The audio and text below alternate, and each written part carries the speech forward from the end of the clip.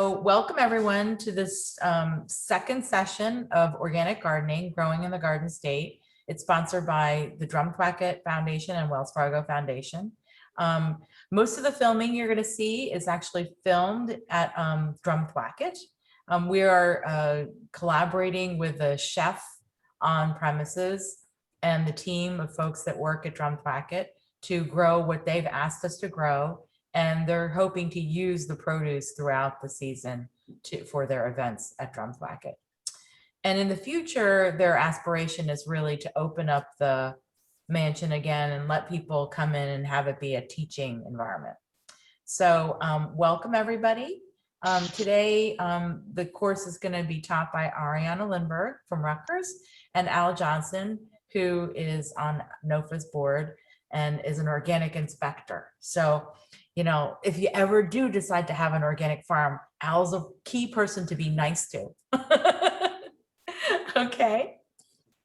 All right. So let me just, hey, Charlie, how you doing? Good. Thank you. And you? Good, good. Okay. So I'm going to hit play because we have a, call it maybe 25-minute video that captures what we've been doing at Drumthwacket.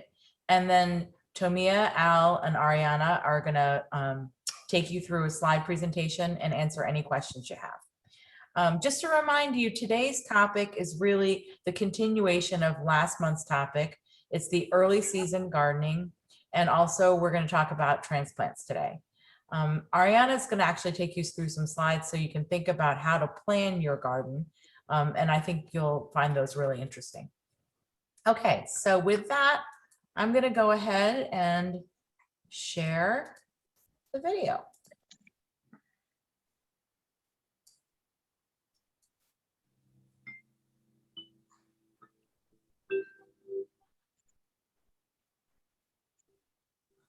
Hello and welcome to Growing in the Garden State, where our intention is to help make sure everyone is able to grow and raise their own food here in the state of New Jersey. My name is Tony, and I am one of the team members who has been given the opportunity to utilize Drumthwacket, the historic New Jersey governor's mansion, as a demonstration ground to show people how to raise their own food. In our first episode, we did bed prep, got some things ready to make sure our garden space was ready for a season ahead. In this episode, we're going to start planting some early season starts, some direct seeds, as well as review a few different irrigation methods to make sure we have water for our plants. So why don't you sit back, relax, and join me over at Drumthwacket to see what's growing on.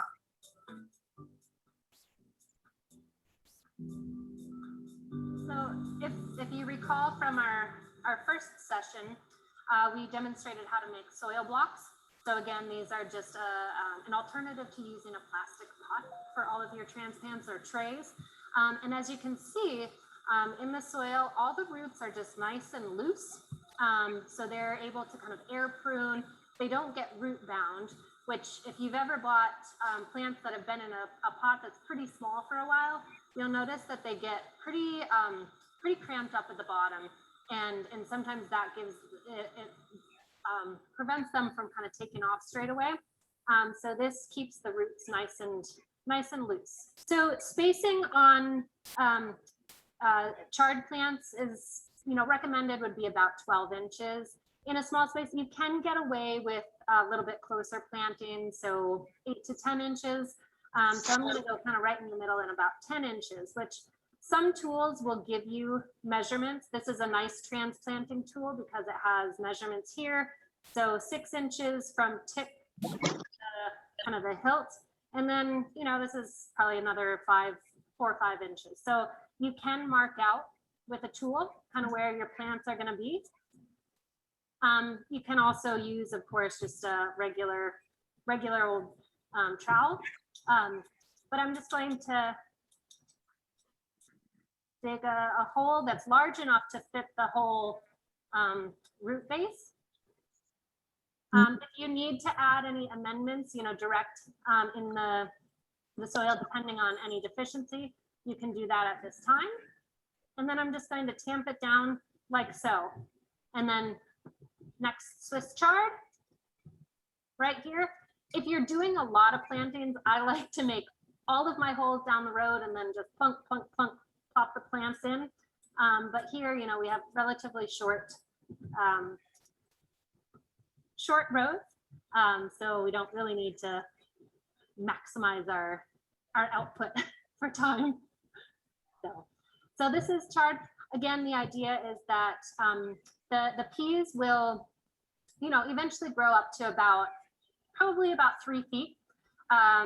Those, once they're done producing, that foliage will die back. We'll cut it out. Chard does do fine with some shade conditions, so it's actually going to be kind of happy in this growing condition between the protection of the peas. And by the time the peas come out, that chard is just going to explode and get big right alongside its sister beets. All right, welcome. Today we are going to trellis the peas that they had planted a couple weeks ago. Peas usually get 2, 3, sometimes 4 feet or higher. I think some varieties might get 6 feet tall. So if we don't give them some supports, we're going to use bamboo today. They'll easily go over and go on top of other plants, especially in this situation when we have a lot going on in a row. So we have these cut to size. This is a good resource if it's planted because it just keeps growing and growing and growing. So we got a bunch of bamboo, not too tall for these. And we have a hammer and some rope to get the rope tied up to it so that the tendrils of the peas can hook on there. So I'm going to start and just set the trellis posts up. You want to make sure they're anchored fairly well. So if we get a wind, you're not, the trellis isn't tipping over.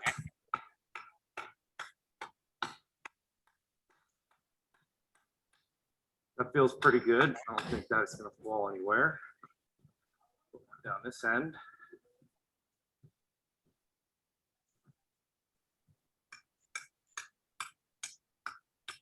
When I picked out these bamboo, I was looking for nice strong ones that wouldn't shatter. And I'll put a couple more in between here. And then we can go and run some rope.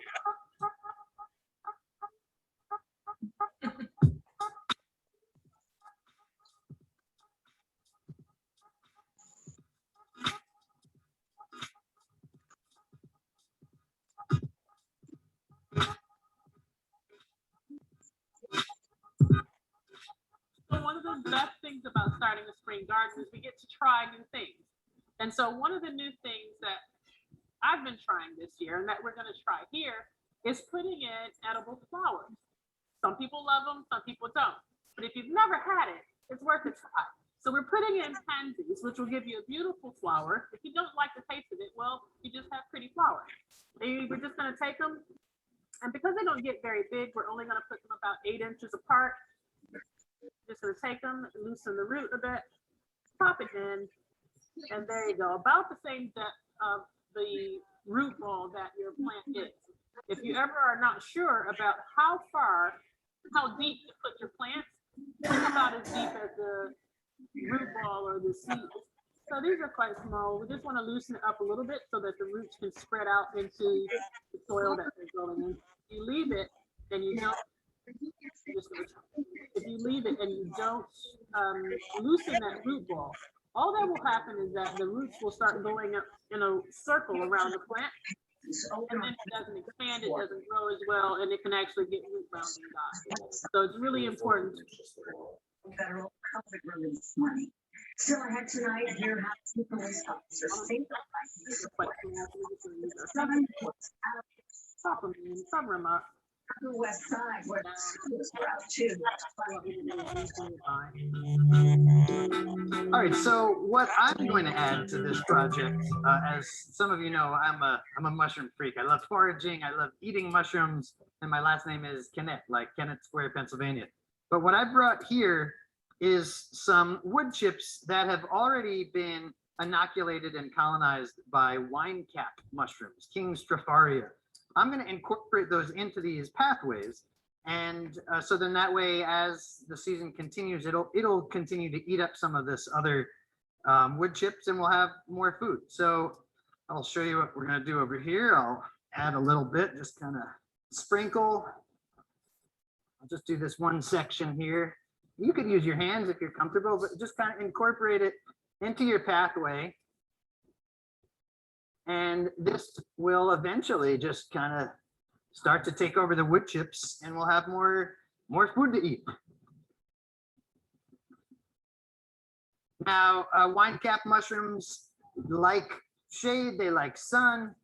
They are going to want to get wet, so we're going to want to water these to get them to establish. But once they're in, they're in. As long as you keep giving fresh hardwood chips, so different mushrooms like different types of wood. These like mostly hardwood, but whatever you give them, they'll break up. And they don't mind if you step on them. But when you see the cute little fruits popping up, be mindful, watch them. It takes a couple days. Once they start pinning, then you'll see the fruiting body ready to harvest. Okay, so next we're gonna try planting some potatoes, and we've got several options here. One is this happens to be a small fingerling. We can put the whole thing into the soil. But before we actually talk about planting, I want to caution you to try to find potatoes that are grown specifically for planting. They're disease-free. They're verified disease-free. Doesn't mean that it's actually 100% disease-free, but you have a lot less chance of bringing any disease in. So we've got a whole small potato. We can plant a whole big potato, but more likely we want to cut this in half. Now, as long as I have an eye on each piece, I can cut this in half. There's plenty of potato here to plant a few times. So basically it's a simple operation. But I don't want to put this in the ground as is, because being freshly cut, it's very susceptible to rotting right there. So I want to let that sit for a couple of days, and it actually kind of turns, sometimes it turns black, brown, whatever. This is 2 days old. I actually recommend leaving it for another day, but this is exactly been there for 2 days. Again, I cut it in half. You can see there's an eye already there. It's starting to sprout. There's no problem with that. There's another eye there that will sprout. So I can plant those. I usually plant them about a foot to 15 inches apart. And I want to put that eye facing up. And you notice that I've got a trench.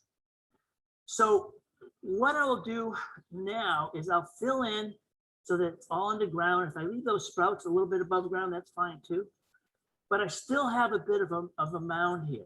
Potatoes actually like to be continue to be buried because they tend to grow towards the surface of the ground. But if I have some soil up there that as I go through and cultivate and get rid of my weeds, I can spread a little bit more soil around there, and it buries those potatoes so that they don't get green. If they're sitting on the surface of the soil, they actually will start to turn green, and that's not the best. Hi, I'm Christina Hyman. I'm a project manager with ISLES. We're a community development and environmental organization based in Trenton, New Jersey, and we've been serving the city of Trenton for 40 years. Our mission is to foster self-reliant families and healthy, sustainable communities.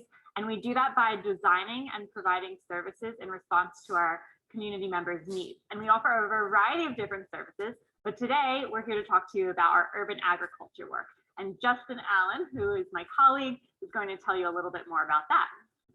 So we do a lot of urban ag work in the city. That was one of the first things that ISLES did 40 years ago, and it's nice to know that it still continues.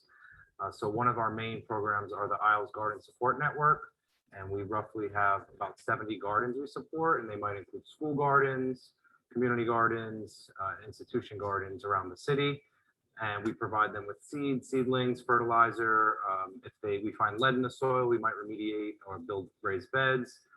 We could possibly acquire some compost or mulch for some gardens if needed, and consulting and just informational work to help them get them going. We might also get permits for state land or get the water turned on with Trenton Waterworks. Some gardens do have access to water. We also have an incubator training garden, and that is a season long, and we work with 12 gardeners from the beginning of the season through the fall and give them all the resources they need to start gardening and learn how to garden on their own, and then they'll move along to either a community garden or possibly garden at their home. We also do a small production site, and the produce there, some of it gets donated, and we also participate in Greenwood Ave Farmers Market. It's a larger farmers market in the city, right by the train station.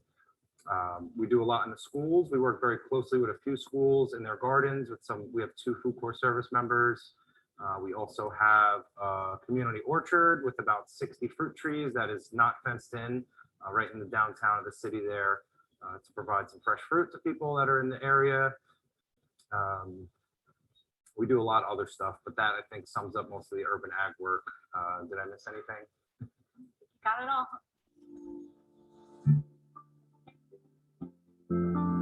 With onions, you'll have several options. One is you can purchase what I call onion plants. So this is an onion probably that was started, I think it started in the fall. I got it. But the seed companies will ship them depending upon your what growing zone you're in. And they're very simple to plant. They're more expensive than other things, but basically just a little bit underground, probably no more than an inch, and that's going to grow into a nice onion.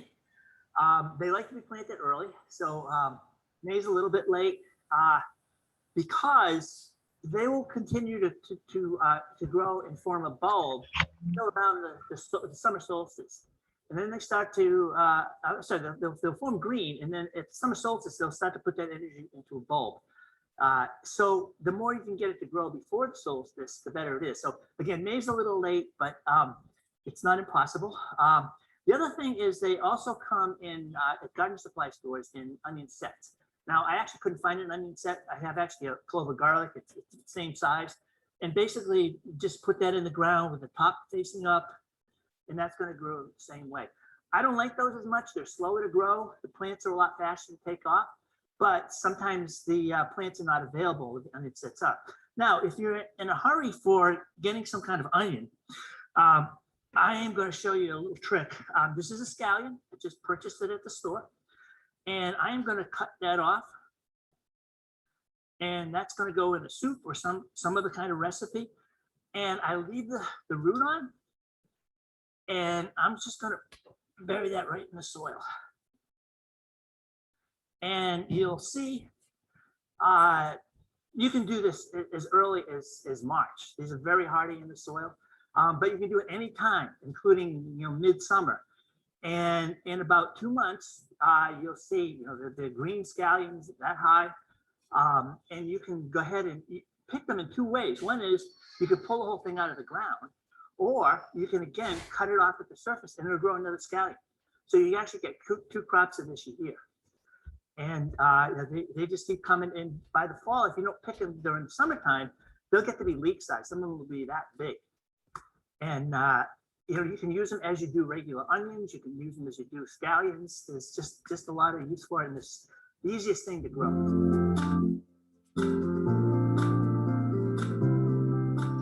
There's several options of tomato growing or purchasing your tomatoes, and I think Ariana and Camille have already demonstrated how to plant soil blocks. And so a lot of times, if you're buying your tomato, they'll come in what I call a cow pot or a peat pot. And these are meant to be put right in the soil. This tomato is a little bit small. I would like to let it go another week, but we'll use it for demo. But the first thing I do is I look at the tomato and I pinch off the bottom leaves. So that bottom leaf there, I'm just going to pinch it off. The reason I'm doing that is because the roots have to support the leaf matter. And the less leaf matter you have during transplant time, the less stress it is on the plant. Now these pots, I like to break them up a little bit, just so that the roots can grow through it. And I've already dug my hole. I'm gonna put it in my hole, and I'm gonna bury it. I like to bury it up to the first set of leaves that I've left on. And I want to cover that peat too, or the cow, I think it's called a cow pot. It's maybe cow manure. So you see there's not much coming out of the soil, but I do have that, I have not covered up the area where those first leaves come out. If I do, I could rot the growing point, which is right there. You may also end up purchasing a tomato in a pot. This one is quite a bit bigger, and I will actually show you a couple of tricks for this. The roots are in good shape. They've taken up most of the pot. But again, I am going to cut off the bottom leaves. And I'm going to go up quite far on this one. And this might be a hard thing to do. You say, oh, those things look so nice, but I'll show you why I'm doing that. Several reasons, actually. One I already mentioned, but the other is this stem material is the same as the stem below the surface. So it too will grow roots. So with this one, you know, a little bit oversized, rather than just digging a round hole, I'm digging a trench. And I am going to lay my tomato in on its side. Now, be careful not to bend it too much because I'll break it. But I am, again, trying to bury it to the bottom leaves. And I'm going to make sure you cover the roots because if you don't, it's going to dry the plant out. Unless you want your tomatoes to run on the ground, in which case they're a lot more susceptible to disease, you want to stake them. So there's a lot of different methods, different materials, and I think you've already seen a demo on staking peas. It's not too much different. This is actually a tomato stake. You can buy it at most garden supply stores. And I like to get the ones that are 6 feet high because I like to be optimistic that my tomatoes are going to be that high. And you can bang them in with a hammer. Now, what's this? This is an old shampoo bottle. I put it at the top of the stake because I want to use my stake over and over again. And if I hit the wood, it's going to end up splitting the wood. So I'm hitting the shampoo bottle instead. And I have several of those a year. This area up here, we're going to do the summer squash, and we want to create some mounds. We tend to do well in creating about a mound, about 1.5 to 2 feet wide. And then we'll plant the seeds right up in the mound. I like to overseed. Sometimes the seeds we get, they're donated or they're a little older, they still should be viable, but you just want to maybe plant a few extra to ensure good germination. So there's our mound. And I'll put maybe 4 or 5 seeds with the intention of thinning it out to 1, possibly 2 once we get the plants are an inch or 2 and we see how well they're doing. They're pretty large. General rule of thumb for seeds is about 2 to 3 times the width for the depth. So I'm going to push these down 1/2 inch to 1 inch in the soil. I like to pick some of the bigger seeds out, but I don't know if that's just really going to be helpful or not as far as the health of the plant. So I'll drop about 5 here. Again, if they all germinate, we want to make sure we take some out. They are very large plants, squash and zucchini. They want to take up all the real estate in the garden. So just trying to keep them in check a little bit, push those down about 1 inch. And that's it for that.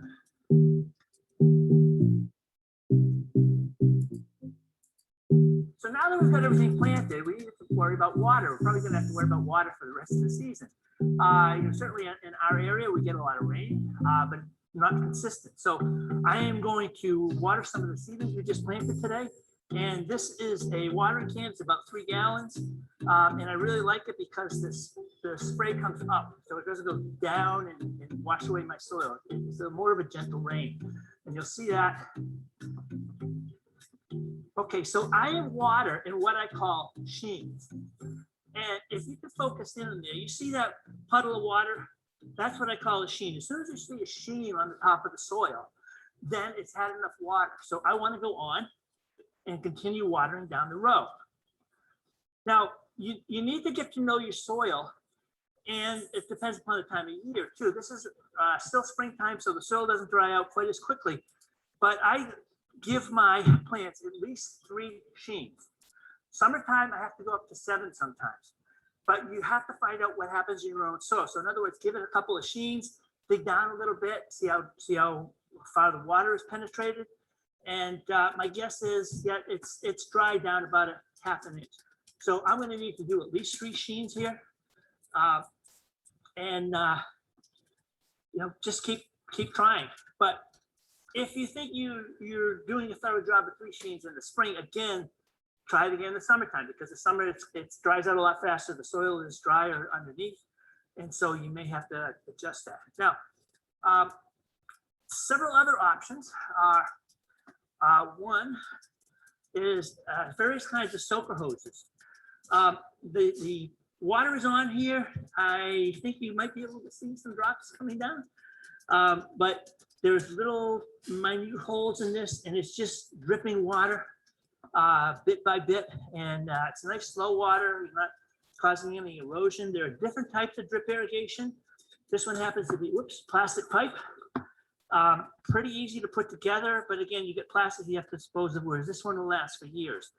The directions will come with it, but basically you push it on as far as you can, and then you, whoops, had it the wrong way.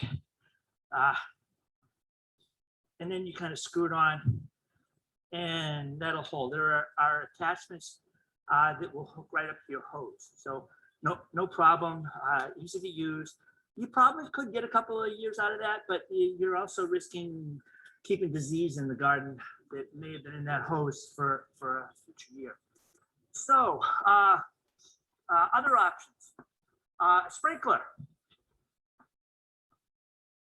I would recommend spending a little bit more on a quality sprinkler. Now, why do I call this a quality sprinkler? It's got adjustments here, so I can go over there as far as I want, or just do a few feet in the middle.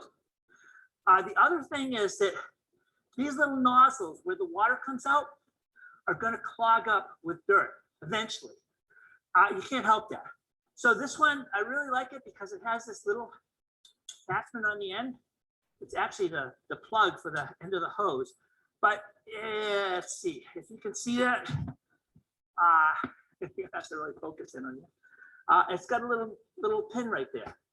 So if I get a nozzle that's stuck, actually I do this periodically anyways, I can just stick it in whatever hole is stuck. Whoops, and it'll clear it right out. These actually are parts that are replaceable. This particular model, I think it's a Dram, and I know the place where I bought this has replacement parts. So there's, that's what I call a good quality one, that you're not just buying it, throwing it away if something happens, but you can actually maintain it. So there's actually two styles of nozzles. One is really inexpensive. You can see you can adjust the spray by going like that, back and forth. It'll get a stream or get a spray, but they're kind of hard to use. I like these ones that have a little handle, and you can see, whoa, I can go in a fine spray, or I can, let's see, I can go in if I have to reach a long ways, I can go in more of a jet like that. So the same principle is with the watering can. I want to water for a sheen. I've got a sheen right there, if you can see that. So it's time to move down. And one mishap that could happen with the hose is that I have to watch where the back of my hose is, because I could ruin the radishes that I planted in this row. All right. Well, I hope you have absorbed some really great information, and I'm sure your gardens are going to be that much better this year because of it. Now, if you would like to help sponsor another family to be able to have the opportunity to grow and raise their own food, please visit us at NOFA-NJ.org to figure out a little bit more how you can donate either your time or some dollars to help ensure other people can grow and raise their own food. Now, I would like to say thank you once again for watching, and that in our next episode, it's going to be all about pest management. Organic gardening, we don't use pesticides, right? So how do you protect and prevent against pests? Well, you'll find out in the next episode. So thanks again for watching, and I'll see you next time.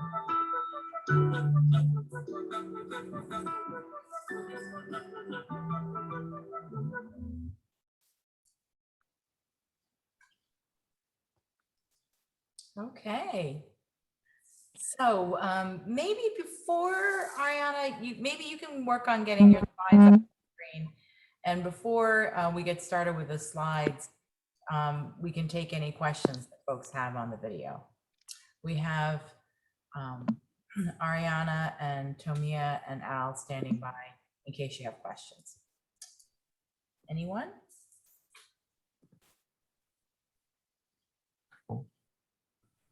Yeah, we are happy to take any questions now or at any point during the presentation. Okay, so you know what? I think you can just crash ahead and, if you have a question, go ahead and unmute yourself and just ask the question, because I think that'll be easier than waiting till the end. Because some of these slides are packed with information and you may have questions as we go. All right? Yeah. Great. So, and I'm gonna call on my colleagues, so Al and Tamia, if you wanna voice in on anything, or help keep me on track, as I want to carry on about some things. But so again, this is more about kind of what you should be doing now, which, we're hoping that there's lots of future gardeners out there who are hoping to get some additional information. And if I can figure out how to advance my slides, there we go. So I wanted to first talk a little bit about garden or field planning. So depending on like how big of a space you have, whether it's a garden or a field, or even like some pots, like literally right now I have 2 4x4 raised beds and some big pots. That's how I'm gardening. And I was farming and I hope to farm again at a larger scale in the future. But deciding what to grow and how much of it, as well as where you're going to plant it, when it will be planted, takes a fair amount of thought, right? And so these are some images of kind of, thinking out the garden space, right? So you want to know when things need to go in the ground, what things like to be planted next to each other, what things don't like to be planted next to each other, sun, shade, there's a lot to really consider. This is just, so I mentioned this idea of companion planting. And so this is kind of a close up, and there are certain things that really don't do well next to each other. And I think this will all be provided as either a PDF or part of the presentation, so you can come back to it. But thinking about where you plant things, and also where you plant things seasonally, so that you're not always growing tomatoes in the same place, because they are going to, take up certain nutrients from the soil that, potentially, beans aren't, right? So you want to make sure that you think about kind of where things are going. And so can you talk about one of those examples? Like, of course. So this one, garlic grows well near broccoli, cauliflower, and lettuce, but not beans and peas. Right. And I have always heard that, like, you don't want to put your garlic next to your beans. But we did in the field there. Oh no. Well, Nagisa, we're doing an experiment. So really, I mean, most of it has to do with like what certain plants are able to contribute, and then also what they need. So what they're extracting, right? And so there's this balance of what they're putting in to the garden space and what they're taking out. And then there are some, I think, I don't know what you call them,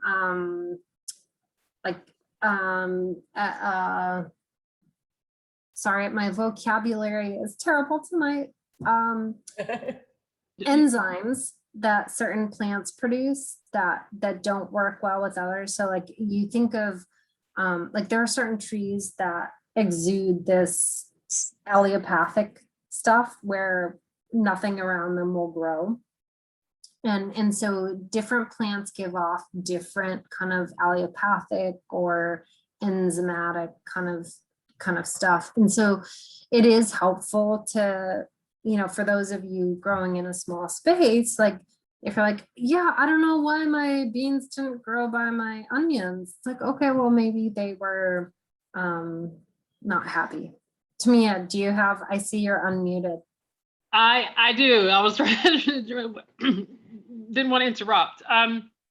One of the things also that and we'll touch on this later, but it does kind of go hand in hand is the fact that there is some natural pest control that can happen when you're planting, when you plan your planting for certain things, for example, with carrot fly and things like, some plants deter other pests or mask it with scent or, deer even. Those things matter. The other thing, if it's okay, I wanted to add to the thought process about what you're planting and where. One of the things that I find is that when you're thinking about what you're planting, make sure you're planting things that you really love to eat. Because a lot of times you get the catalogs and it's like, everything's so beautiful and they tell you how delicious everything is. And all of a sudden you've got 100 packets of seeds and 50 square feet of space. So you really want to think about what your family actually consumes. And a lot of people actually underestimate that. So really give it some thought about what you're consuming. And also where you can reach. So for instance, when we moved into our place, there are beds, some are 10 by 7.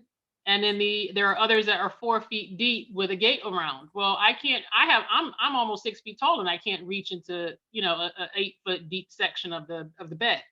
So you want to make sure that you're planting, especially if you're an average height, 3 feet, no further than 3 feet from wherever you access your garden bed. Because if you can't reach it, you won't prune it, you won't harvest it.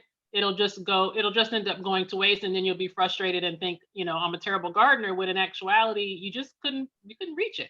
So maybe put things like Brussels sprouts that won't be ready till November in the back. They're tall anyway. So put them to the north side of the bed where you don't have to reach, and put the grab and go, like the lettuce and the spinach and maybe, things like that you're going to want to get more often towards the front of the bed, so the south side of the bed.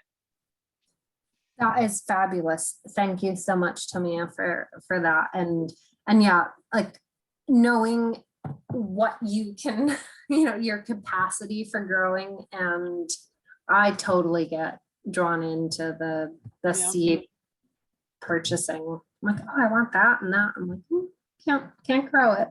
So on that subject, the chef really wanted squash and cucumbers, but we didn't put them in the beds because they take a lot of space.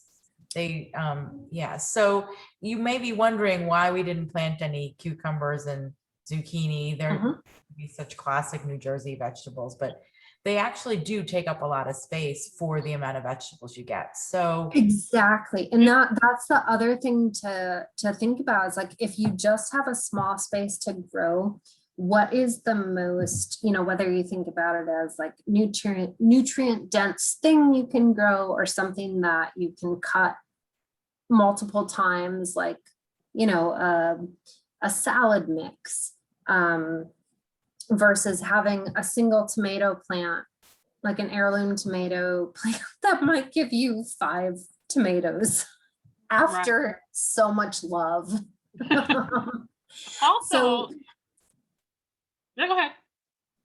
I was gonna say, like, if you think about it in terms of how much, even like what you would pay for those tomatoes or the mesclun mix, you're probably better off doing like a lot of greens and those kinds of things, rather than sort of taking care of a tomato plant over the course of 3 months.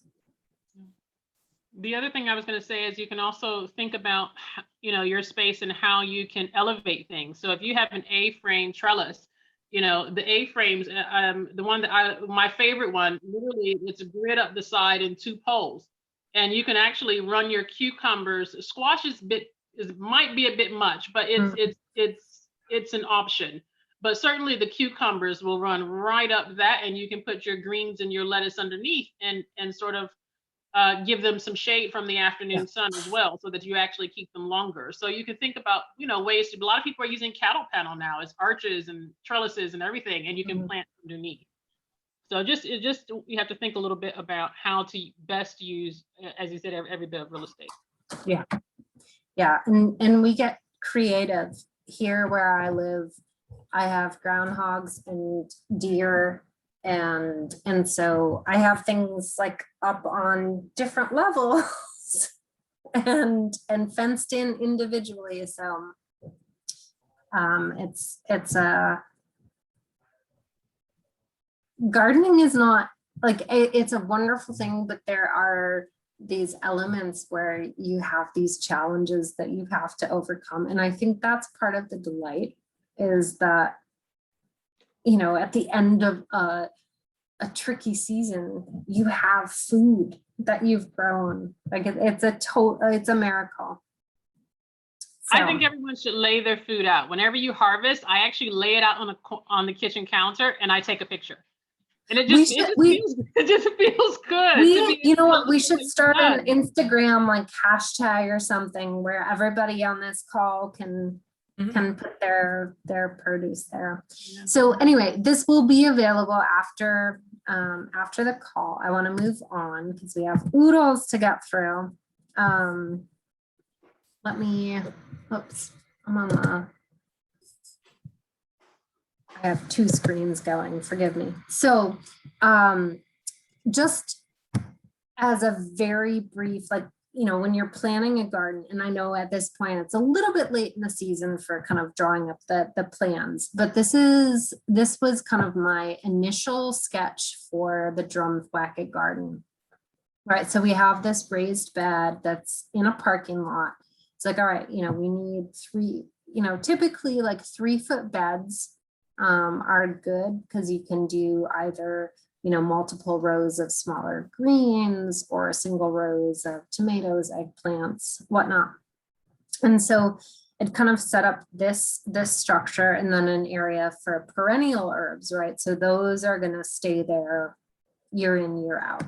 And then I did a little in my dorky Excel kind of love. I put in like, all right, when are these things going in? What's the spacing? How many plants can we fit into this? And I always over plant.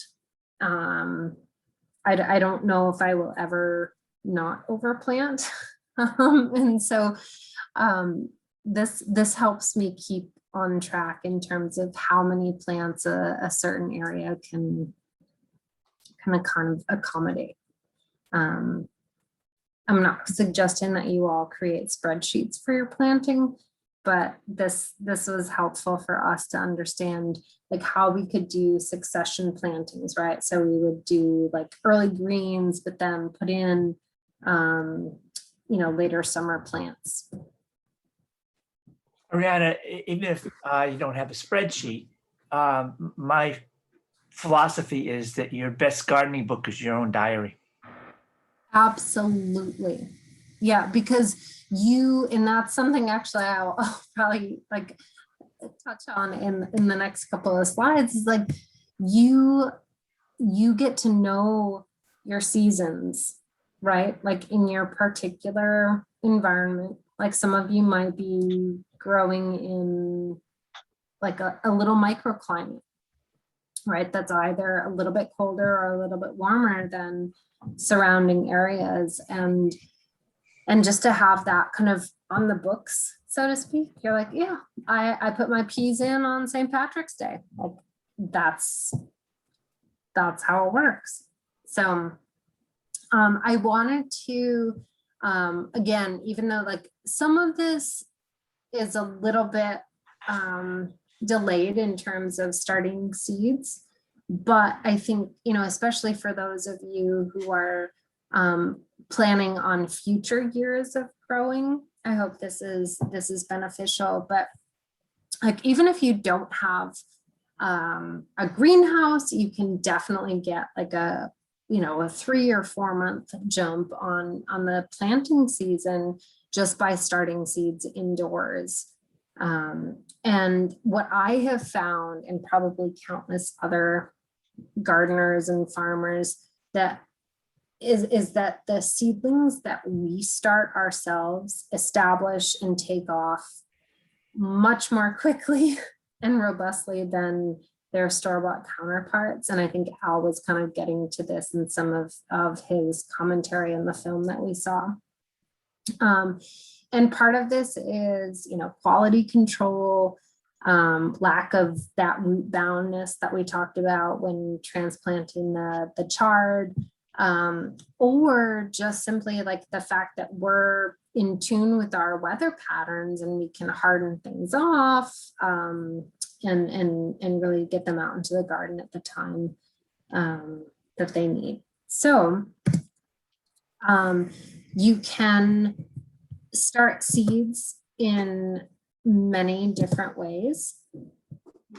You can use all kinds of different containers. We talked about the soil blocks. So you can see that on the bottom right hand picture.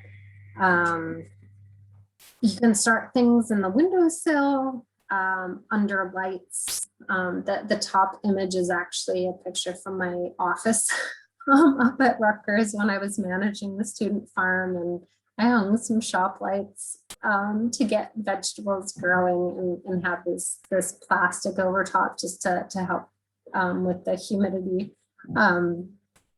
The bottom middle image is actually a photo from a studio that I taught where students actually grew the vegetables that we planted at the student farm. And so you can do all kinds of different ways of starting plants. And if you can, I think that's the best way to go. But there are also always times to purchase. Sorry.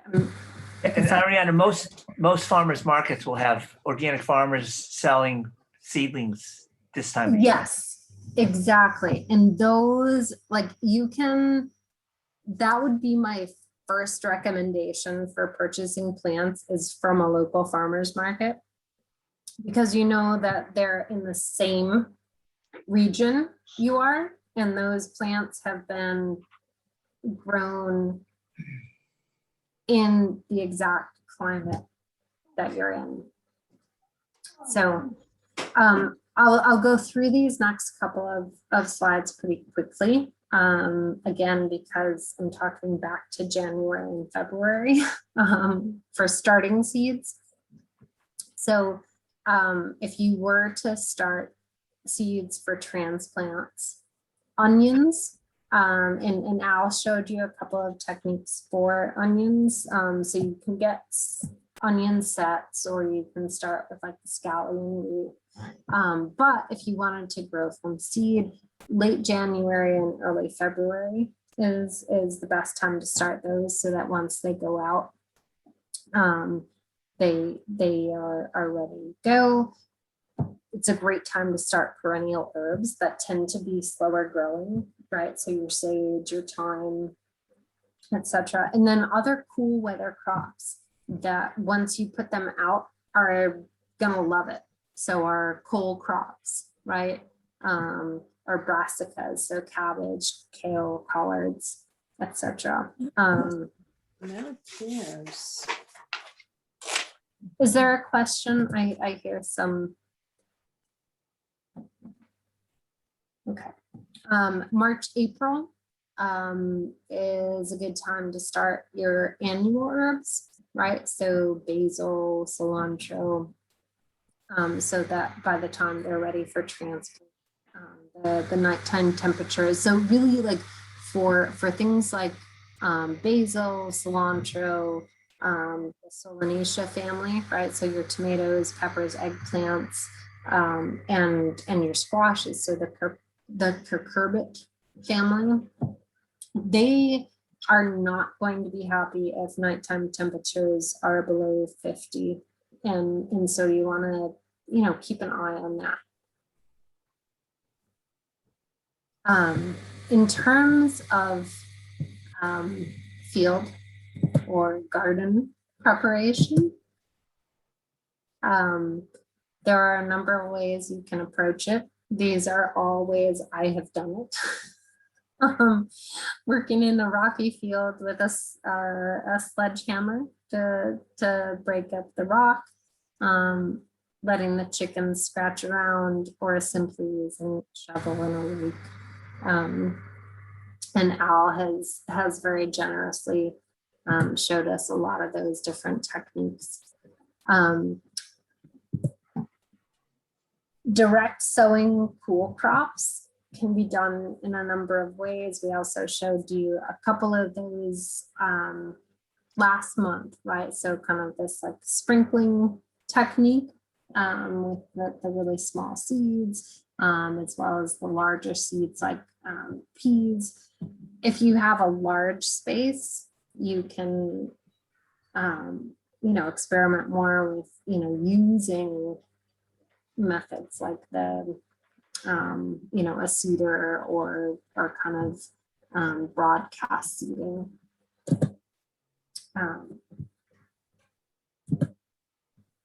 So right now, the things that are growing happily include, some of these late spring or cold resistant crops. So these are things that are actually at this point, more or less ready to harvest, right? So we have arugula, celery, early plantings of carrots, radishes.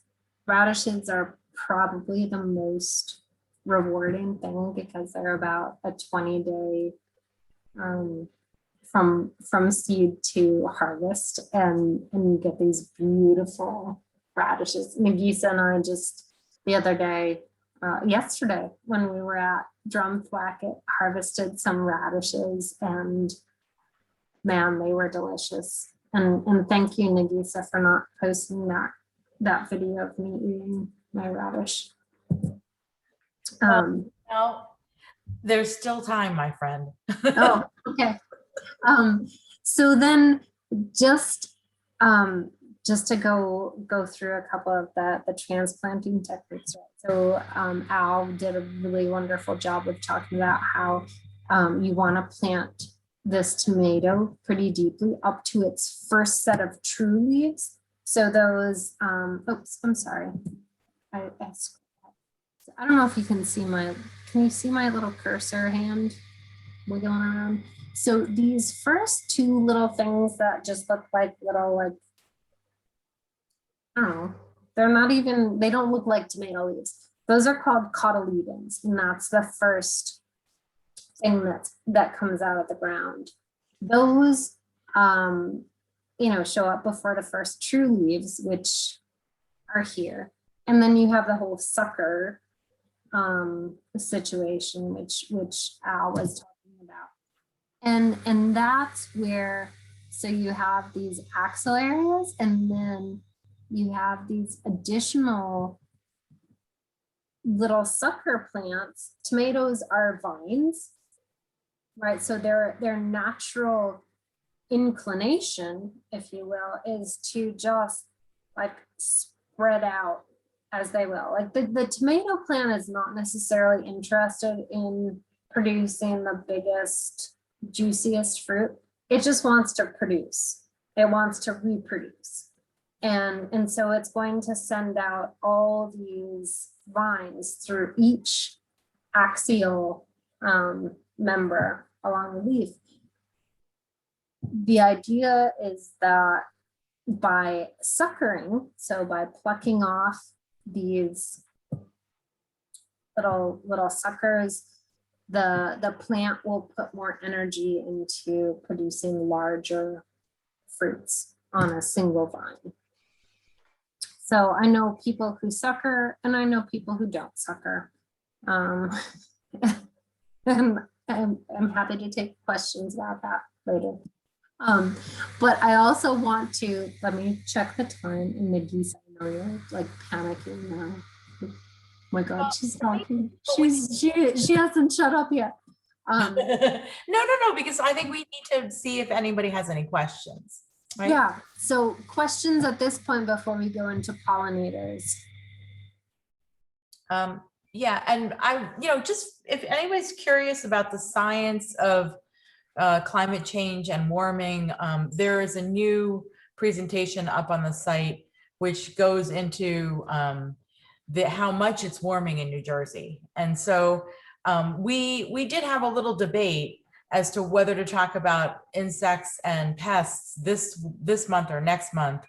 And we had originally set it up for next month. So yeah, unfortunately, I think you're probably already seeing a lot of pests in your gardens because it has been very warm, cumulatively since the beginning of the spring. So yeah, it's interesting. They said last night that where we used to see 3 rounds of pests, now New Jersey should regularly expect 4 rounds. So that just gives you some sense of it. And we were talking to a instructor from Delaware, University of Delaware Extension, and she talked about a whole bunch of heat resistant varieties. So if you're curious what a variety looks like when it isn't doing well in heat, and you recognize that picture from your own experience, you might want to look into these heat resistant varieties. Because she did have a lot of trialing going on. It was very interesting. So those charts are actually already posted on the site as well. There was a question in the chat. Gregory asked, how often should you water your seedlings when you first plant them? So can I handle that one? Greg, again, you should water deep and not as often. You don't want to dry those seedlings out. But if you water a little bit every day and just get the surface wet, then the roots are going to stay on the surface, and you're going to be really susceptible to drought or going on vacation, losing everything, something like that. So yeah, I can't really give you a number of days, but generally I find that particularly when I've got some small things or seedlings, I can usually get away with about 3 or 4 days. Heat of the summer, well, actually in the springtime when it's still cool and wet, probably a lot less than that. But heat of the summer, sometimes it's down to 3 days. But again, watering deeply is going to eliminate the need to water often. Also, Ariana, if it's okay, I wanted to add something to the bed prep. Yes, for people, because with the digging and everything, there, like you said, there's lots of ways to do it. If you have mobility issues or you're older and you're physically a bit limited, another thing that you can do is you can actually lay out tarp. The black plastic is best, but even if it's just a tarp from your big box store, if you notice, if you ever leave bags or anything on the ground long enough, it kills the grass underneath. And that grass will continue to break down. The best time to do it is in the fall for your following year. And that will give you a really big head start because your worms will all come to the surface and help to break down that grass and weeds and material. And it'll be a lot less work when you go to prepare your beds. And if you have pretty decent soil already, you may not have to do any digging at all. So a little advanced planning can save you a lot of back work. I do it even if you don't have issues. It's a great way to do it, just get started. that is super advice. Thank you, Tamia. And I should take your advice because I tend to do the hardest route. I don't know why. But let's talk about pollinators and beneficial insects super briefly. I just looked at my clock. So at 7:05, I'm going to try to do this in 15 minutes so we have plenty of time for questions at the end. So there we go. So basics of pollination, right? So the process by which pollen is transferred to the female reproductive organs of a plant, which thereby enables fertilization, right? So, I mean, it's like us humans, right? Like to have a baby, we need fertilization. So for this to be successful, a pollen grain that's produced by the anther, and you can see this in the diagram, so that's the male part of the flower, that has to be transferred to a stigma, which is the female part of a flower, of a plant of the same species, right? And so this is what needs to happen for us to have food, right? Because the product of that fertilization of a flower is the fruit or the vegetable, right? And so what we're most interested in, this conversation this evening is this biotic one that requires organisms that carry or move pollen grains from the anther of one flower to the stigma of another, right? And so this is called the biotic. Of course, like some things can self-pollinate, others just rely on the wind. Corn is a great example that relies on the wind, which is why you get so much of that pesticide and GMO drift, right? So why you can't grow organic corn next to somebody who's growing GMO corn, but that's another topic that we won't go into. So just by way of like a quick kind of history, coevolution of plant pollinator evolution, beetles and flies and wasps are thought to be the first pollinators, which kind of accidentally spread the pollen while they were feeding on flowers. And you'll see this today in some things where like flies and such they're kind of messy pollinators, but we need them for things like pawpaws and things that bloom really early when the flies first come out. So this is what kind of set the stage for more complex plant or pollinator relationship.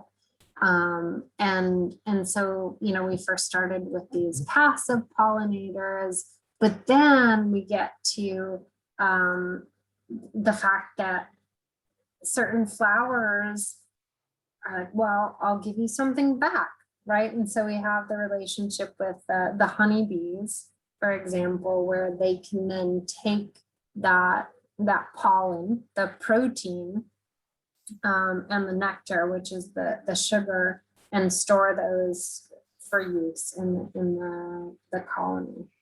So again, if you have further questions about this, I know I'm like racing through like a huge biology lesson, and I'm not a scientist. I'm a landscape architect and geographer. So, but it's fascinating, this plant pollinator coevolution, and so part of it relies on ultraviolet invitations, right? And so a flower's color or its odor or its shape, the size and timing are really important for this. So I don't know if any of you have heard that these blue flowers, so like the borage in the top image, honeybees love flowers that are that color. And even though borage and I have sort of I don't know, we have kind of a tenuous relationship, because the plant itself, I love the flowers, but the plant itself gets really ugly, in my opinion. And I've only ever grown it just because I know the bees love it. And so, you can think about these things in terms of what you can attract. And the other thing is like the, I don't know if I have it on the slide. I don't think I do. Maybe perhaps the next one. Yes, the shape. So for pollinators, they love kind of more shallow or clustered areas that have a, like, if you think of them as being like little airplanes, right? Like they're flying around. They want to have a good landing pad. And so flowers that have kind of this umbelliferous construction. And so if you think of like Queen Anne's lace, which is related to our consumed carrot, right? That is an umbelliferous plant. So it's like an umbrella of tiny, tiny flowers. They can land on it and get their nectar and pollen. So again, just super quick buzz pollination stuff here. They collect the pollen on their hind legs.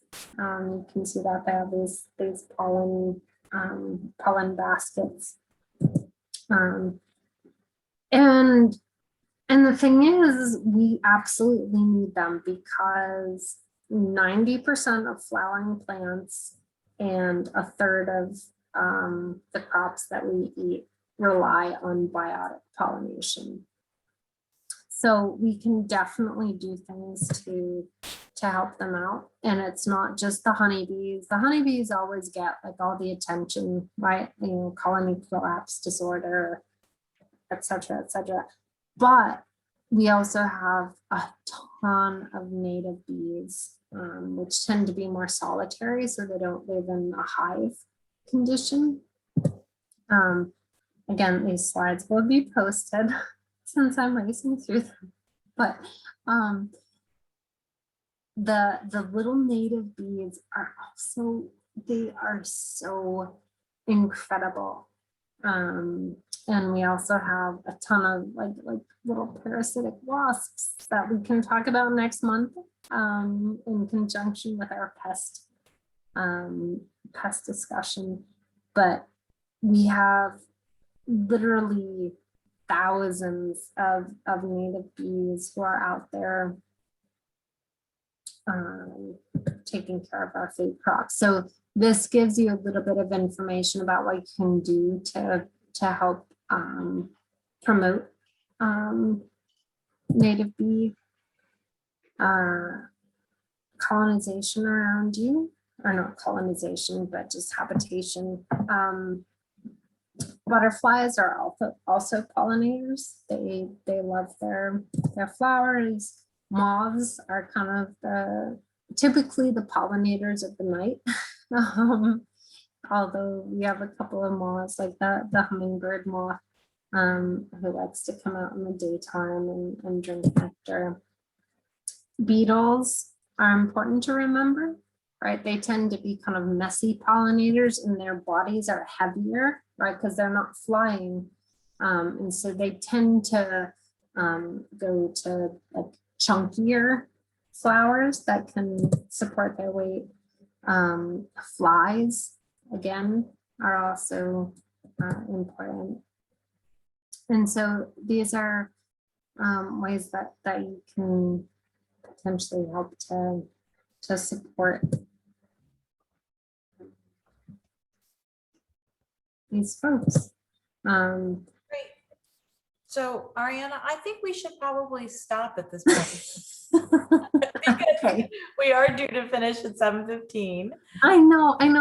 Okay. If there are any other questions, like quick questions from anyone, we should take those. And then say thank you for joining us. And we're going to continue with pollinators as well as the pest insects in your and other pests in your gardens next month. All right. And of course, I welcome you to send in questions in between if you want us to address something specific. All right.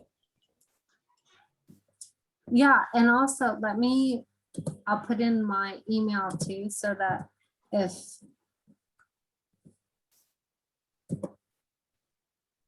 for everybody. Great. Well, thank you everyone for joining us. And if you know somebody who missed the session tonight, it will be posted tomorrow morning. So not to worry, or in fact, if you want to look at something in addition to what you saw tonight, and we will post the presentation as well. All right. Okay, so happy spring. Enjoy the nice weather. It has been really dry. So it, you know, even though it's supposed to be wet in the spring, water your gardens. All right. Have a wonderful evening and thank you for joining us. All right. Hi, thank you. Mm.